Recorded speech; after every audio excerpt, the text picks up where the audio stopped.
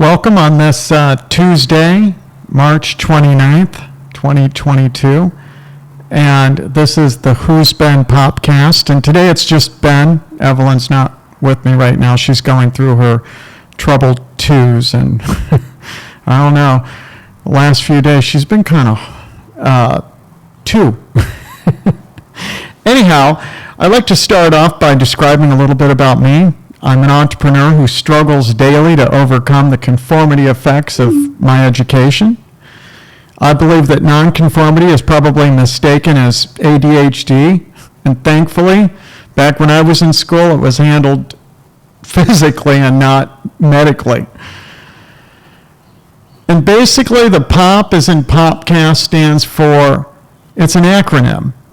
The P, the first P is for passion, and that is how we attract and inspire others.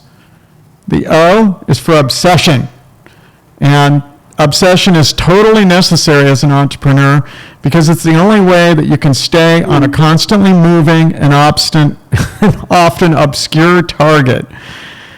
And the second P is for perseverance because the journey is so darn hard and it's filled with tearful, sleepless nights. And in this journey of being an entrepreneur, I highly recommend that you have 3 unrelenting values. Just steal mine. First of all, manage your resources so that you have cash flow. Of course, you know that. Just look at your bank balance or how much money's in your bank, right? That's going to tell you how good you are with money. It doesn't matter how much you make, it's how much you keep. 2, follow up so that you can truly appreciate the value that others add. And finally, 3, never waver from making everything you touch awesome and impressive. It doesn't matter how much money they're paying, it just matters that you feel good about what they see or get.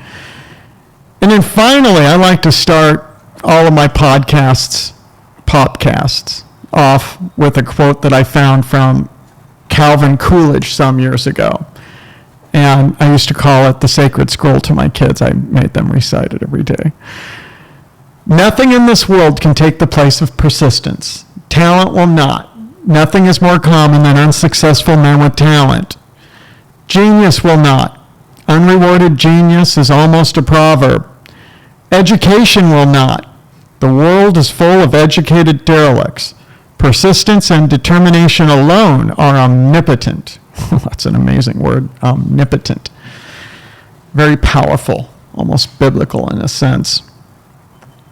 Today, I'm kind of like really excited. I had Popcast number 5 written out, and I was like, I don't know. I wanted to do it on obsession, and I decided I don't because this last weekend I had lunch with someone, and I was like, he was telling me how, I forgot what his bachelor's degree was in, and he had really a nice career, and very respectful. I could see a very strong, talented person.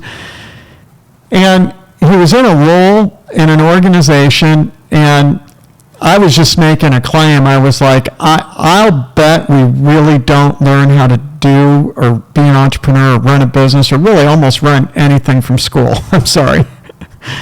But I just really don't think we do. I think that instead when we get out there and we're starting to do stuff, we look back at our education and we end up saying, oh yeah, I learned something about that, or we covered something like that. I think that's what it ends up looking like.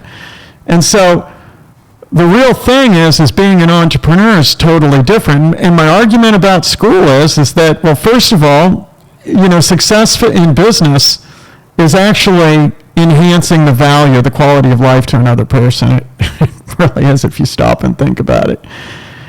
We don't really learn how to do that. In fact, in many ways in school, they'll tell us to just turn in whatever we've got. If it doesn't have to be good or not, just turn in something to get partial credit. And I've spent all these years in business, and I cannot think of a single time that I would ever want somebody's partial credit. I just really wouldn't. Maybe if we're sitting around brainstorming, but then that's not partial credit. We're brainstorming something.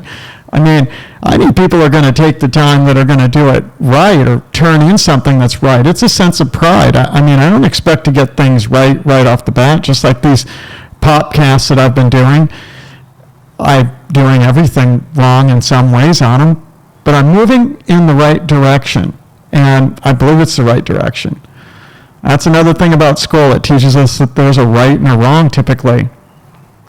I'm not so certain about right and wrong, but I do know that we need to kind of like pick a direction and go at it and stick with it, and that direction's going to be changing somewhat along the way because we're going to be dealing with different stuff. I mean, one moment as an entrepreneur, we're, like I said before, we might be cleaning the bathroom out, and another time we're figuring out search engine optimization or how to get a website organized or how to draw somebody's attention or write a letter, or we might be trying to figure out how to actually do the job the customer expects us to do.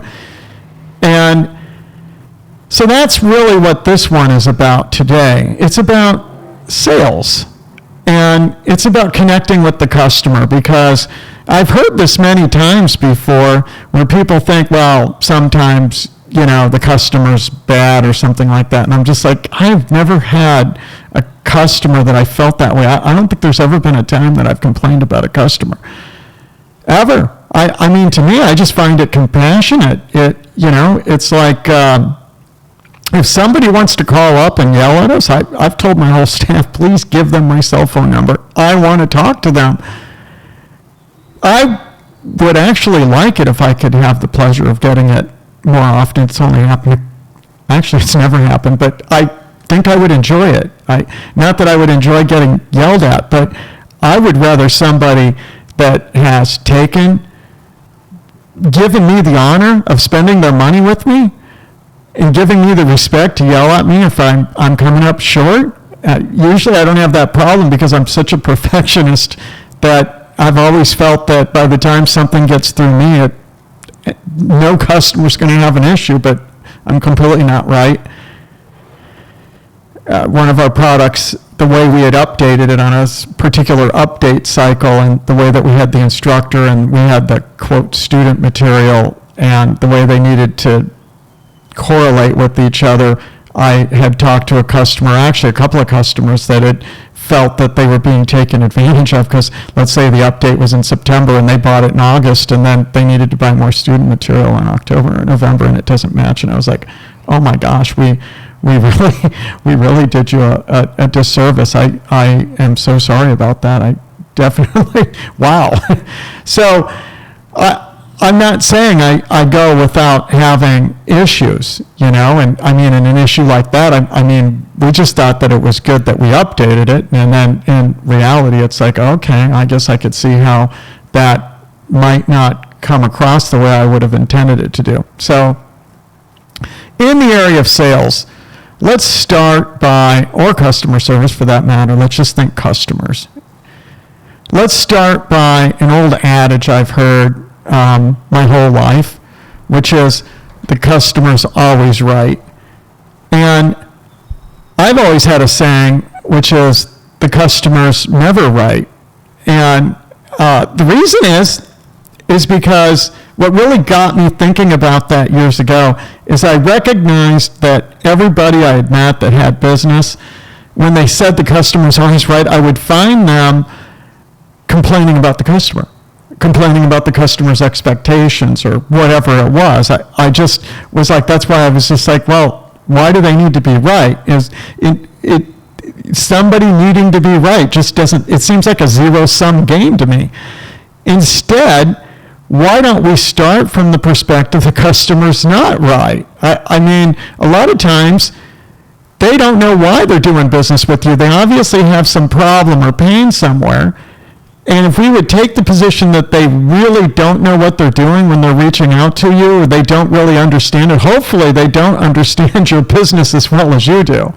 I mean, if your customer understands your business better than you do, we've kind of got a problem right off the bat. So if they don't understand your business as well as you do, then how could they possibly be expected to have things right? So that means from the beginning, we need to manage their expectations. And that is to understand what the underlying cause is for them to say, if we reached out to them, yes, I want to buy your product or service, or if they reached out to us through a search engine or something like that, that we're able to be like, okay, I mean, really, what's the underlying reason that you're reaching out to me today? And if we started from that perspective, I think it would completely change the relationship. So that's the beginning, managing the expectations of the customer. That's really, really a big thing. Like if you've got somebody yelling at you later on, I guarantee we should go back and start off with the expectations and the need to manage the customer's expectations from the beginning. Because when somebody feels like that, it's a lose-lose. It's not a great situation when somebody feels like that. And I tell you, you don't want to be in a position like that. I mean, I've always had the feeling that if somebody's not happy with me, why would I possibly want their money? To me, when somebody opens my product or uses my product, I expect them to be impressed. And if they're not impressed and they would be like, well, that's fine, to me that would be total failure. And I'd feel like, okay, we need to understand why you're not impressed. So that's where it begins. So it begins that we have to get to an understanding of why the customer is contacting us to begin with.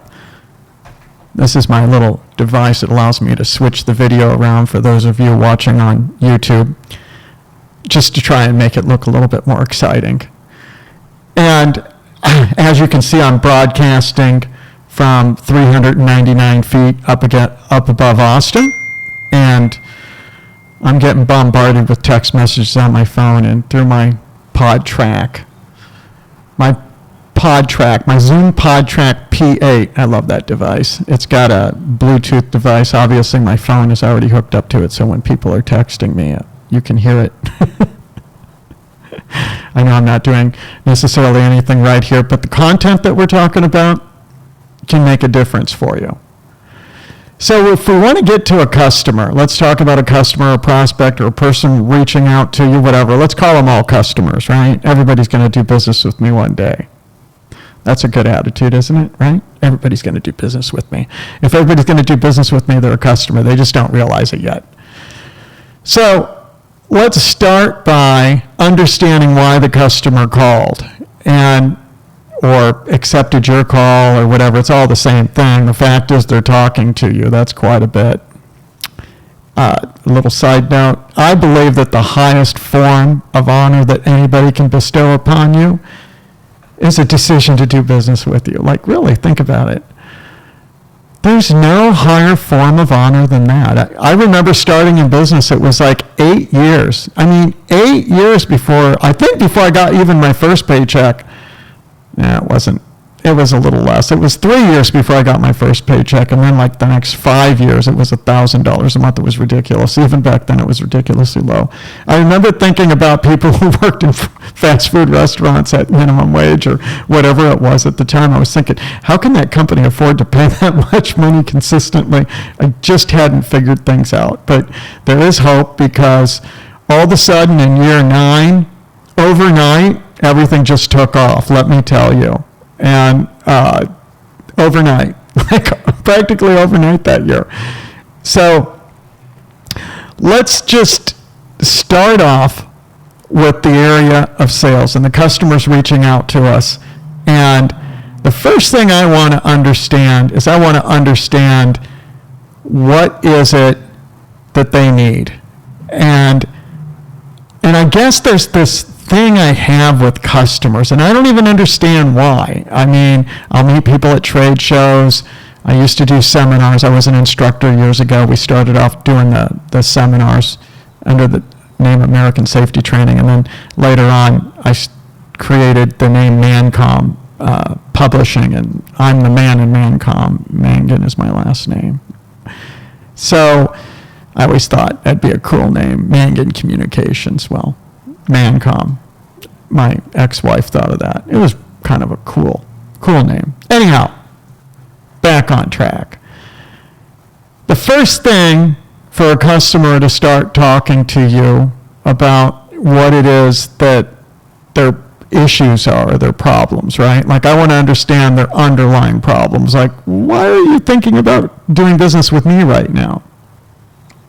Because if I can understand that, it will help me understand whether or not they have the correct expectations, right? Managing expectations is a really, really, really big deal. So the first thing that you need to do is you need to get along with the person. You need to connect with them. I think a lot of times in sales training, they call that bonding and rapport. I mean, and there's probably lots of books and lots of research you can do online about bonding and rapport, but it's really basic stuff. But it's like, how do you connect with somebody and make it so that they like you?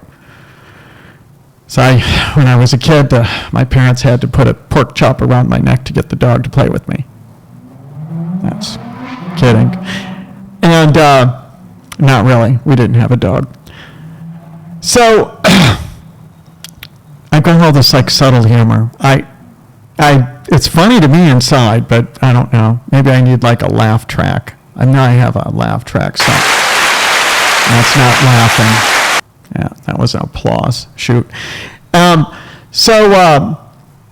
So it has to start off with this bonding and rapport. I mean, it's the only way you're going to lead into trust is this bonding and rapport. I don't know why I have it with people. I think it's my passion. My passion just naturally gets it. And then I have a tendency when I'm talking to people, I constantly will interrupt them. So especially a customer, when they're talking to me, I'll interrupt them. So up front, I'm going to tell them I'm going to interrupt them because I do it all the time. And I'll say, please don't think that I'm being rude, but I get so excited about what we're doing here that I guarantee I'm going to interrupt you, and I apologize for it in advance. But really, like, I just want to get down to understanding what it is that's really ailing you and figure out how I can be of assistance, really, and make sure that what I can do is going to fit in with what you're going to need. Like, it's really that simple, isn't it? And so I've never had anybody, when I tell them that I'm going to interrupt them, be like, well, don't. I've had many people get upset when I interrupt them, though. But I've never had anybody get upset when I tell them I'm going to interrupt them ahead of time. So just to say, and I always get excited. Like I said, if I was in junior high school again today, I'm certain I would be on one of those ADHD medications, ADHD. I like to call it ACHD, I was an accountant. I'm still recovering from that. Get it? ACH. Banking. Anyhow, not funny. So the first thing we need is we need to develop bonding and rapport. And then the second thing we need to do is we need to be honest with somebody up front. We need to be upfront honest, right? So I have a tendency to interrupt you. I mean, really, I just want to get to the bottom of what your issue is and let me interrupt you because I'm getting older and maybe a little more senile and I might forget. And you wouldn't want me to forget. Like, if I had exactly the thing to say that's going to make an all kind of difference in your world, like, do you want me to forget it while I'm still listening to you? Or do you want me to share it? Like, if we can cut 30 minutes of discussion down to 3 minutes, I mean, wouldn't you find that as an advantage? So that's the beginning part, is up front, right? Establish the boundaries up front about how you like to do business. And I get really excited about what I do. And I interrupt, so I have to tell people that up front.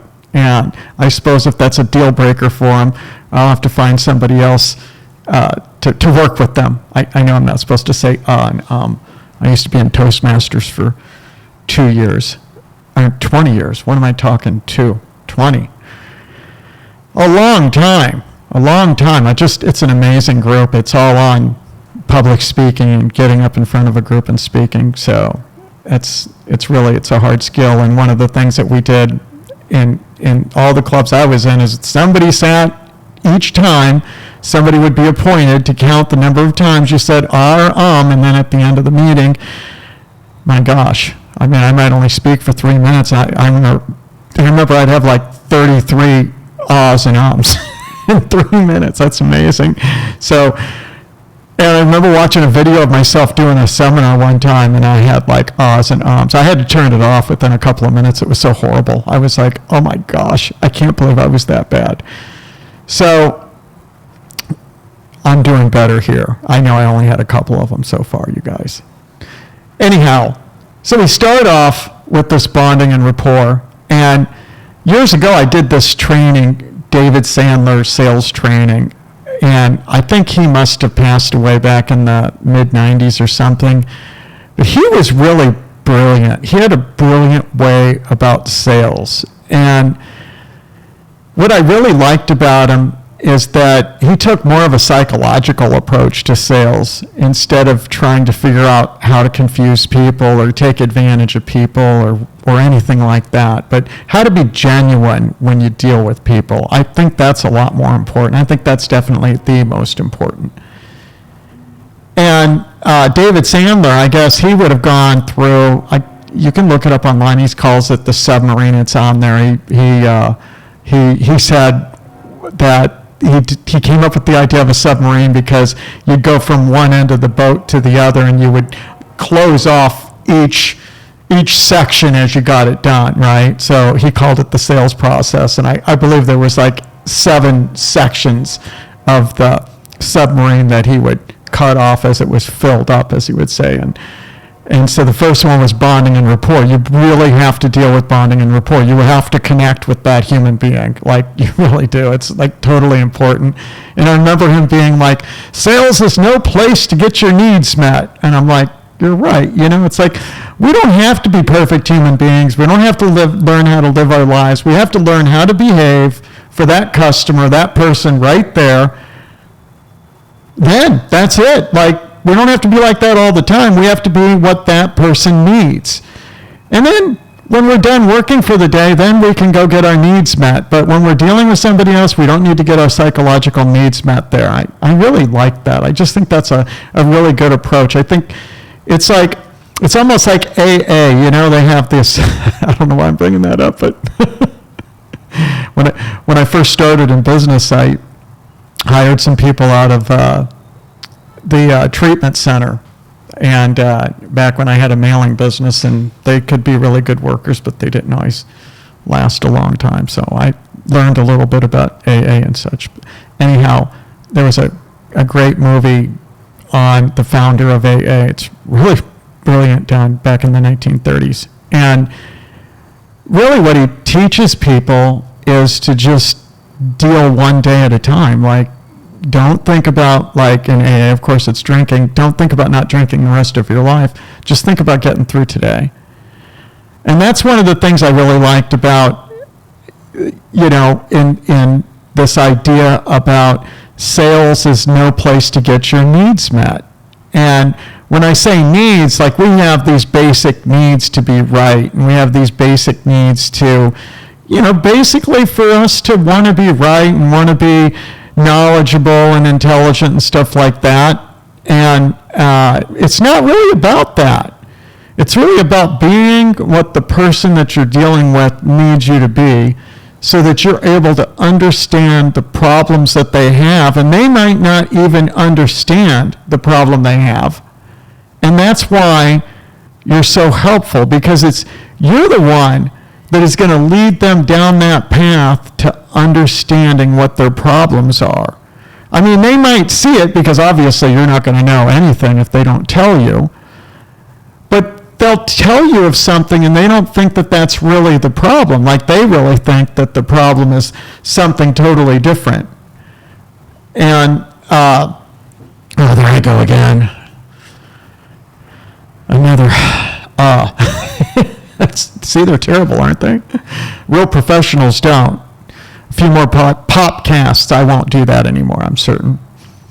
I'll probably have a padded room that I can do these in. Get it? Anyhow, so we want to kind of like connect with the person, then the next thing that we want to do is we want to start finding out the issues of the person. Like, what are the problems that they have? Like, why are they talking to me today? And out of everything I've learned in sales, I really liked David Sandler's approach. And he made a comment, not a comment, he lived by this, and he said, never make a statement. And he's like, never make a statement. Never make a statement. If you don't make a statement, you can't get in trouble. You get in trouble when you make statements. I've seen that so many times. I've made statements and I'm like, oh my gosh. You don't know what that other person is thinking. Never do. You don't know what's important to them, You might make a statement. I hear this all the time.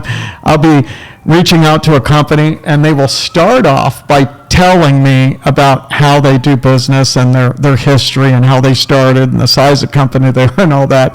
And I'm certain that David Sandler would be rolling over in his grave if he knew that a salesperson was doing that, because they're really destroying opportunity. That's what they're doing. They're destroying opportunity to really improve somebody's life when you think about it. Like, when you're able to really freely talk to somebody, and not only that, but you honor it. It's not about getting a sale. It's about you connecting with that person and what they do, and you understanding their business, like you understanding their business and how it relates to your business. And that's really what it's about.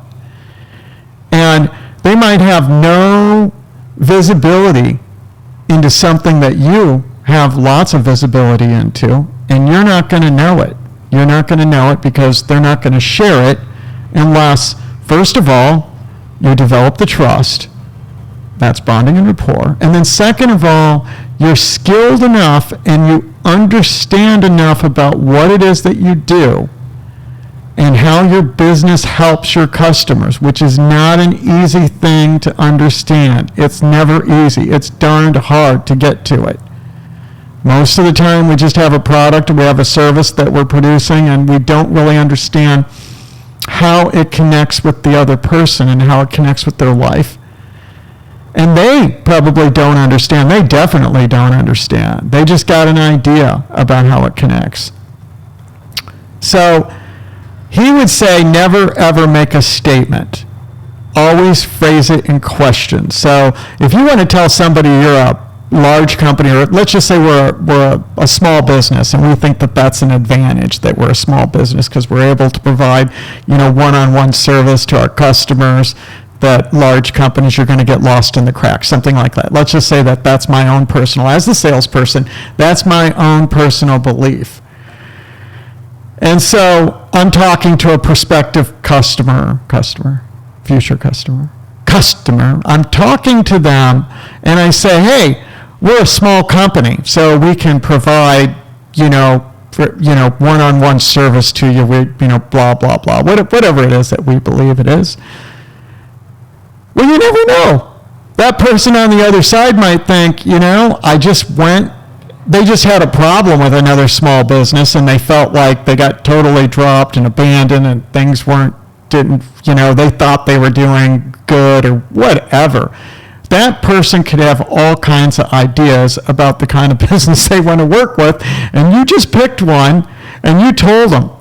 And right there, bam, bonding and rapport gone.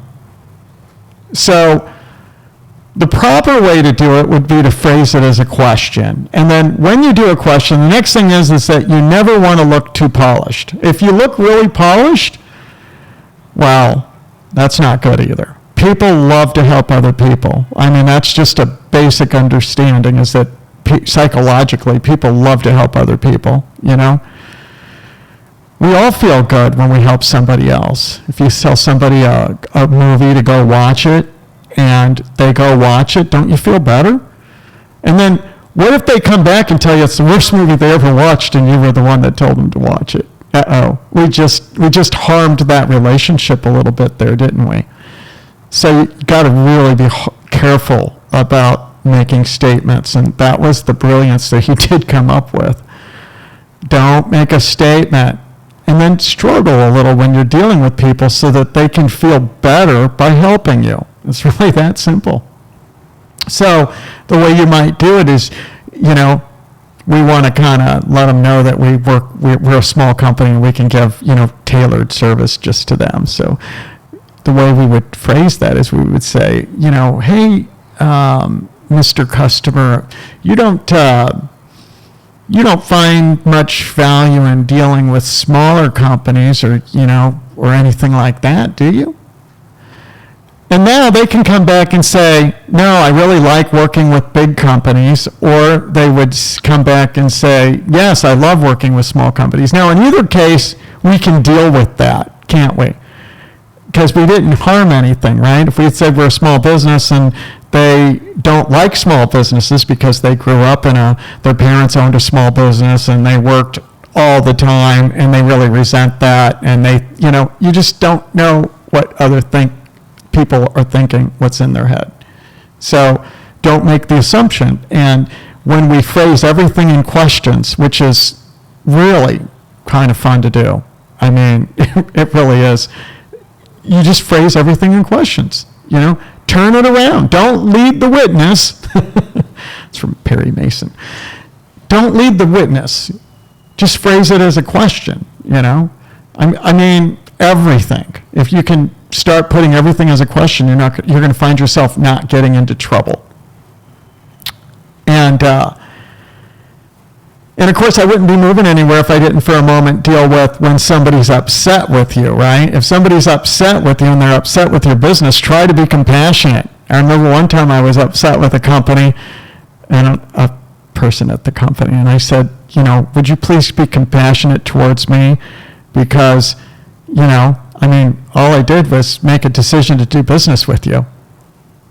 And give me some compassion for that decision, please. It's kind of funny. I think it's funny. I think it's hilarious. I wish they would have understood it. It's like, well, wait a second.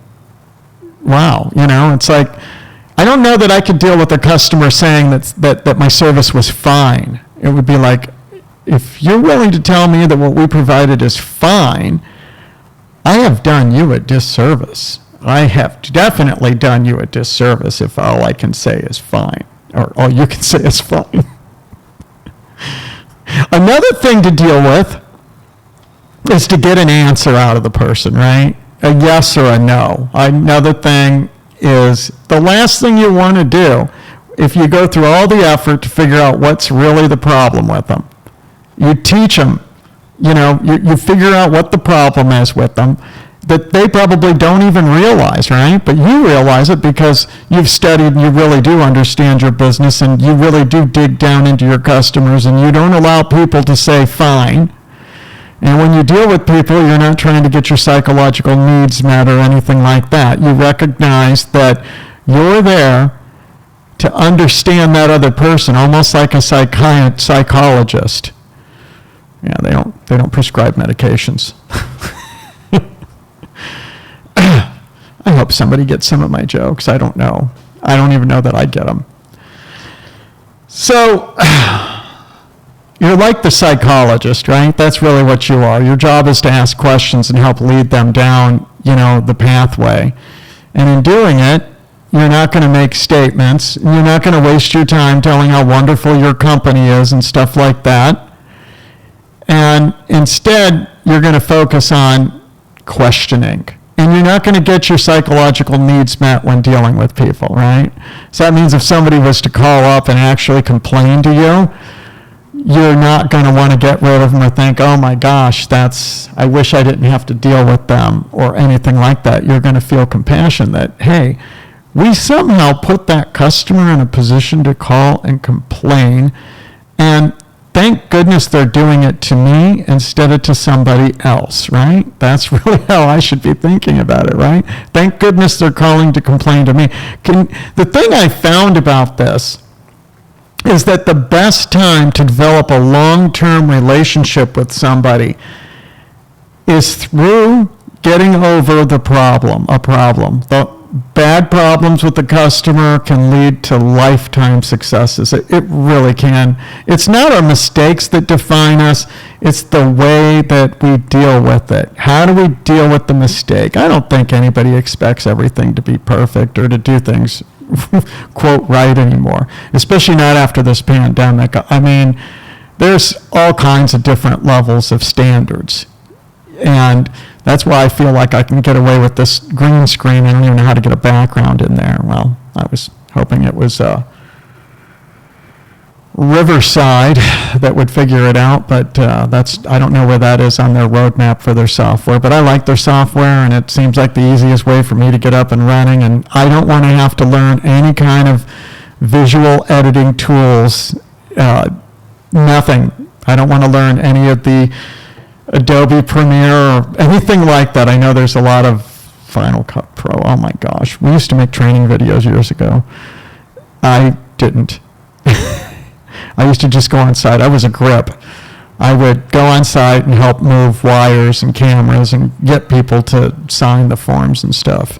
And I would review the footage and stuff like that. That's why I started becoming a grip, because I'd look at the footage and I was like, every time I'd look at it, there was something wrong. You know, we were in the area of safety and health, and if we're at a plant shooting, everything there needs to be correct. Everything in the background. I don't want to find somebody driving around on a forklift with the load 3 feet in the air. That's not the way we're supposed to do it. I don't want to find a little eye wash bottle on the wall in the background, because look, if you got the eye wash bottle on the wall, it means that you see that there is an eye protection problem and that you might need to flush the eyes. And according to ANSI, you need to be able to flush them, I believe, with something like 15 minutes of tepid temperature water, 15 minutes of fresh water at your eyes. That's what you need. So I don't want to see those eye wash bottles on the wall behind it, because I haven't figured out. I mean, the way I see it is that if an OSHA inspector came in and saw those bottles, that we're clearly saying, yeah, we have an eye hazard that needs it, and now we're not properly dealing with it, I guess. I don't know. Last trade show I was at, the company across from me, they sold those eye wash bottles, and I asked them the same question, and they weren't able to really help me much. They were like, well, it's to help you get to a place to deal with your eyes. And I was like, but I was under the impression that that's why you have to put an eye wash station there. So anyhow, I'm getting off track. I can't focus. That's actually, I think it's a good thing for an entrepreneur, honestly. It really is. You never have to worry about micromanaging if you can't focus. Oh, there I go again. I hope nobody's counting these. So in the area of sales, we think about it, the customers.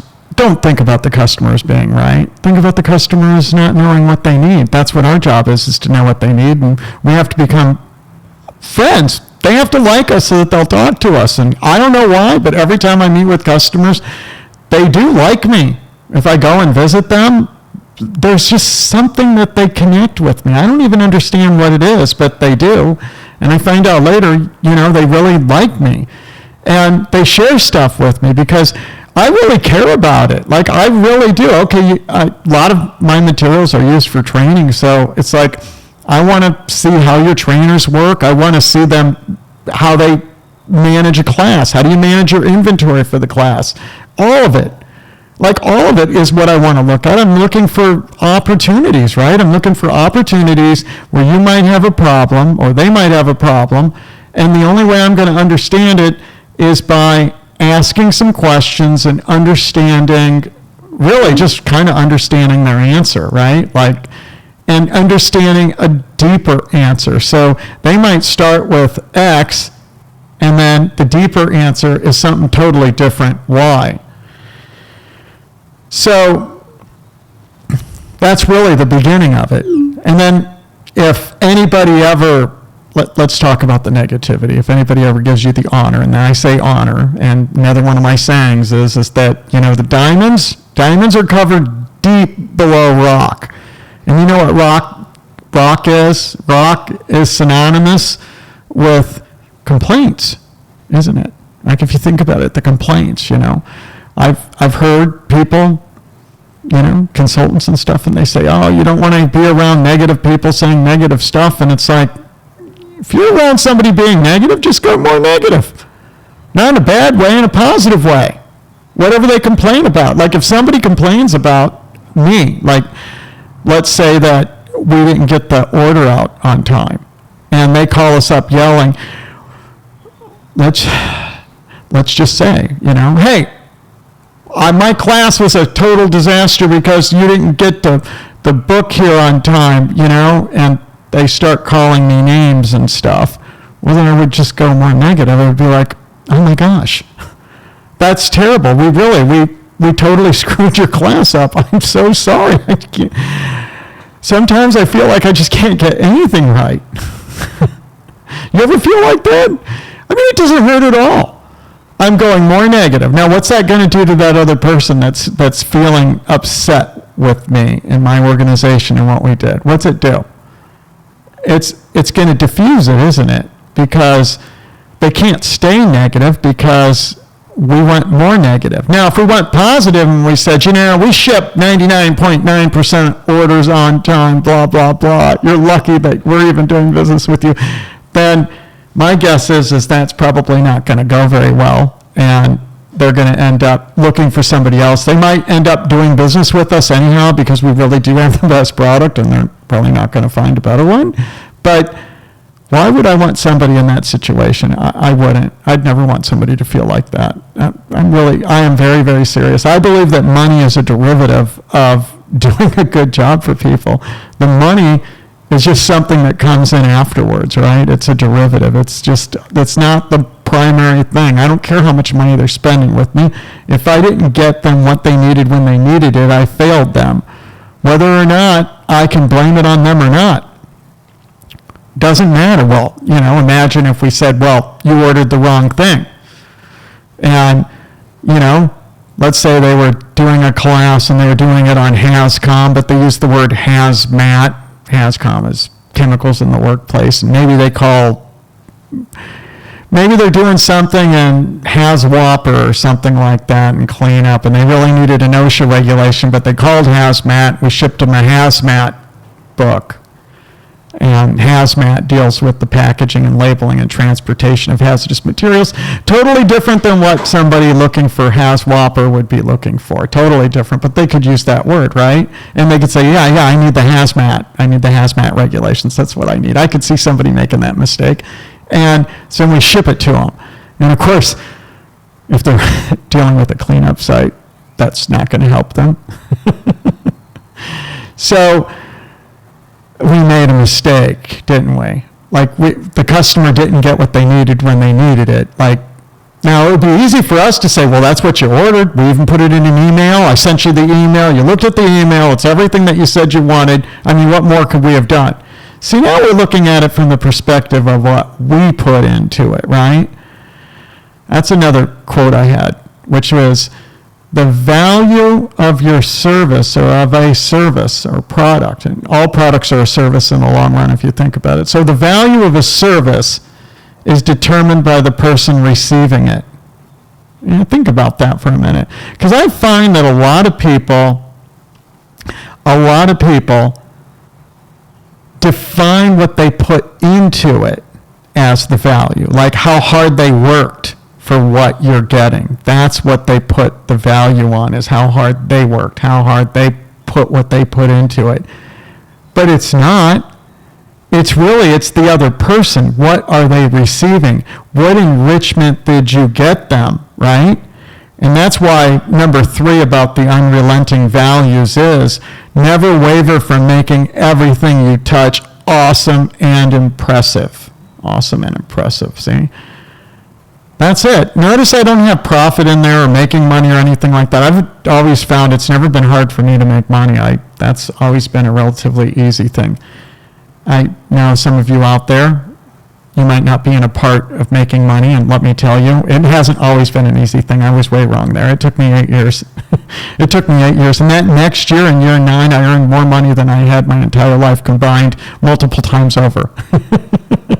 So I'm telling you, sometimes it can just be in the blink of an eye, and all of a sudden everything changes because it's like, oh, okay, I actually got things figured out. I'm not so lost anymore. So anyhow, when somebody wants to complain to you, you need to look forward to the complaint, because that's the rock. You're taking the rock out. We got to move rock out of the way to get to that gem. That's where the diamonds are. They're below all that rock. And where's the rock? The complaints. Most people will never give you a complaint. You have to call them up and talk to them. What do you mean it was fair? Fair on a scale of 1 to 10. I mean, what would you give me? 10 being a perfect score? What do you mean 6? That's, okay, 6. Okay, I have obviously done you a misservice. I mean, let's talk about it, please. Let me have it. What could I have done better? You know, you have to extract the rock. It doesn't come out on its own, and all of a sudden you just see gems there. If you want to get good at something, you have to start looking at the mistakes. You got to look at the problems. It's the problems that lead the way. I mean, those are the things, you know? If you want to look at how to make a great service, look at the problems that people are dealing with and then think about it from that perspective instead of coming up with the genius idea. And remember, Calvin Coolidge, right? He basically said that genius, talent, and education are going to get in your way. That's really what he says. He doesn't say it like that. He just says, look, you want to accomplish something, you have to go at it. Persistence and determination. And you don't have to do it right, because there really is no right and wrong. You just get feedback, right? Right. Yeah, I guess I'm using right, even saying there's no right and wrong. I don't know. There's, 80%, man. 80% is everything to me. I think that I'm right 80%. I think I'm wrong 80% of the time. And guess what? But 20% of the time, there's an 80% chance I'm wrong there too. It probably keeps going, like looking into, a video, and it just endless. It could be very rare that I'm ever right. Very rare, very rare. What we really need to be is not dumb. I like that saying, not dumb, because, you have to start moving in a direction or you're going to find yourself just cyclically running around something. You have to start running in a direction. And so you just need to make sure that that direction is not dumb. How do you make something not dumb? It's a lot simpler than making it be the right direction. Just not dumb. You just keep going at it. And that good old persistence and determination, which I coined passion, obsession, and perseverance. Maybe that's the modern. That's for the 21st century. POP. Passion, obsession, and perseverance. My ex-wife thought that was for Papa, because I had Evelyn. Papa. Okay, POP squared. Passion, obsession, perseverance, and Papa. So we need to just not worry about being right, not worry about being wrong, not getting our needs met, right? And just asking questions, and if somebody leaves something with fine, then okay, there's a problem there. And if we're not the one that's skilled enough to get to the bottom of it, well, if you're the entrepreneur, it is you. If you work for somebody, then it's the person you work for. Hopefully they'll find respect in it. They'll find respect. I can't say how much opportunity you can find in the way that you do business in your organization than listening to the complaints of people.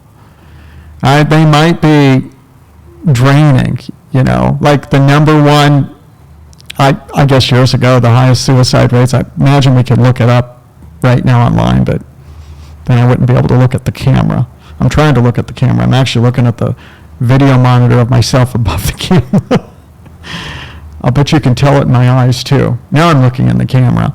And so, where was I?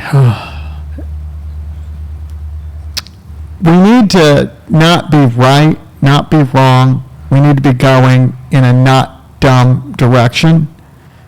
We need to recognize that we start going at it, and then we start looking at the problems, and we start looking at the complaints at that point. And that's where we're going to start finding the gems. And as we start finding the gems, we're going to start figuring out how to put it together. And it comes from a place in the heart. It's compassion. It's really compassion. That's the real way to be compassionate. I've always thought the airlines should have somebody right there when you get off the flight wanting to hear about passenger complaints. Like, if you want, maybe they already know how to make the experience excellent, but they just want to make it so that, hey, if we're all the same, you'll have to keep doing business with us, huh? That's sad. That seems sad to me. It really does. It really seems sad. You know, it's like, somebody doing business with me, it's like, wow, I have so much appreciation for it. Thank you, thank you, thank you. Thank you. Thank you for spending money with me, no matter how much. I really appreciate that, and I want to understand what it is that you think we could do better at, or just things that maybe you don't know how I could make it better, but you do recognize that you didn't like it, because there's just as much value there. You don't have to have the solution. I just need to hear the problem. Once I know the problem, then I can figure out, maybe I can come up with a solution. One of the things I find in business, though, and since I do a poor job focusing, I find that a lot of problems work themselves out anyhow, right? Because I'm all over the place. And since a lot of problems work themselves out, it means I didn't have to take any action on it, because I've always felt that anytime you start taking action on something, you don't know what else it's going to affect. You don't know who else it might offend, or what product it might offend, or you have no idea about anything. So sometimes taking any action is really a bad thing. You know, it doesn't seem like it, but sometimes you want to really be careful about how you take action on stuff. So it's good to identify as many problems and complaints and issues that you can before you take the time to start taking actions towards it. Because once you start taking actions, well, things are changing at that point. As soon as you take an action, things are changing. So anyhow, this I would like it if you could, I would like to interview somebody, an entrepreneur, business owner, somebody working in a business. I would love to interview you for an upcoming podcast. And so we could actually role play this through, that you got a real problem. Anything that's keeping you awake at night that is anywhat business related, I would love to talk to you. I want to be like the business psychologist. That's what I want to be, the business psychologist. Sales, marketing, human resources, benefits, production, programming, anything in business, I'd love to talk to you. I love every aspect of business. It's what I've wanted to, this is what I've been wanting to do my whole life, since I was like 6 years old. I remember in kindergarten drawing a picture of myself, and back then I drew it in a suit, and I wrote businessman. Maybe that was first grade, I don't know. Whenever I should have been able to write businessman. I did it with two S's, B-U-S-S-I-N-E-S-S. It wasn't until I got into college I realized there's only one S up there. B-U-S-I-N-E-S-S. That was the problem. I learned how to write by sounding it out, and later in life I realized that was a mistake. You actually need to memorize how to write, how to spell. You actually just have to know how to do it. You can read by sounding it out. So I kind of made a mistake there when I was very young. I assumed that I could write by sounding it out, and of course I was probably lazy. That could be another podcast, lazy. I think lazy might be misunderstood quite often, especially when there's kind of all kinds of things to take our attention. And, I've never, ever, since I've been in business, I've never found the need to actually have to read a question and then color in a dot and find that it solved something. And, I'm all over the place, you guys, all over the place. And in a final note, that was something I said to somebody the other day. I was like, do you realize that Fred Smith got laughed out of Harvard with his idea for Federal Express? because the professor didn't think it was a good idea. That's amazing. He had this idea about overnighting packages and getting them to a centralized location and then taking it from there. And it's like, the professor thought it was a bad idea. And I'm like, wow, like, because you just never know. Like, you never know where the good ideas are. I mean, because good ideas probably don't make sense. I mean, we could probably spend a lot of time thinking about products and that didn't make sense, that our good products can't think of anything at the moment. But yeah, anybody that would like to talk to me, and we can put it on the air, my podcast, you can call in, or I can send you a link if you have a headset and camera and you'd like to be interviewed. Otherwise, we can do it over the telephone. That's where you're hearing my text messages coming through. I should have turned that off. And reach out to me. Shoot me an email. I'm supposed to have 333 at whosben.com, whosben.com. I don't know if that's working yet. I haven't tested it. I just asked for it yesterday. But you can also send it to whosbenpopcast at gmail.com. That one I know works. WHOSBEN popcast at gmail.com. You can shoot it there. You can try 333 at whosben.com, but if that doesn't work, it's whosbenpopcast at gmail.com. Notice how I keep repeating stuff. I believe that if a customer has to sit there and take a double take and think about something, we just took from them. Like, we made their life a little harder. And that's the mission in business, is to not make anybody's life harder. We really want to solve problems for people, and we want to make it so that people's lives go smoother. We want to touch their lives in a soothing, positive way. That's really what business wants to do. And I'll get better at these as we're going, but I had somebody the other day that reached out to me and told me that I was touching their feelings on, I know how hard it is to make a business work. It's really hard, especially if you care. If you care, it's going to be like, it's going to seem impossible. That's why persistence and determination is so important, you know? You only need to be an average person. You only need to be an average intellect. That's it. You don't have to have focus. You don't have to have good grades. Yikes. Boy, my parents would be mad at me for that. You don't have to have good grades. You don't have to have anything. You really have to stick with it. You just have to have persistence and determination, and you have to keep focused at it and looking at it, because it's like overcoming those negatives. It's overcoming the problems and the pain, the rock. It's like digging that rock out. And let me tell you, to get to the diamonds, I don't know if you know this, but they dig down like 2 miles. That's very, very deep to get diamonds. It's actually a higher temperature down there. I guess that's how we know the internal Earth is so hot, is from mines, I'm assuming. 2 miles deep, that's really deep. That's where the gems are, right? Imagine all that hard work and labor, and they didn't even know if they were going to hit a diamond when they start digging there, if you think about it. Like, they're just digging, and they're looking for other stuff, and then over the years they've gotten somewhat intelligent about it, and they're like, okay, well, in order for a diamond to be there, usually we find that the earth has done this, or this type of rock, or I don't know, I'm just making this up, or these are some of the other minerals that we'll find in the same process, something along those lines.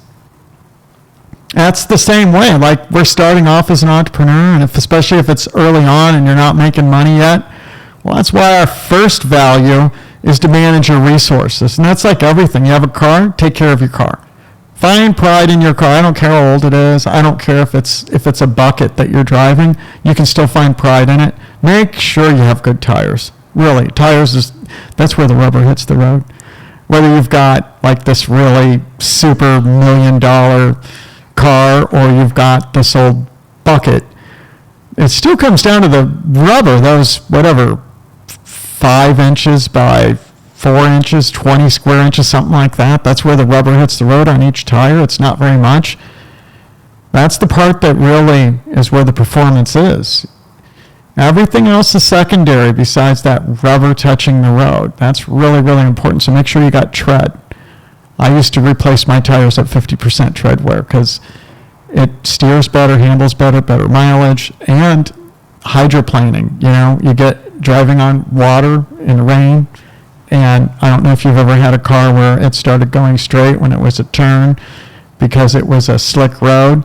That's tires. Tires are so important. I know, what's that have to do with sales? Hey, you never know. Depends what the customer. That's why we ask questions. Anyhow, we can continue on that at a future date. Right now we're right at 1 minute and 33 seconds. Have a good day.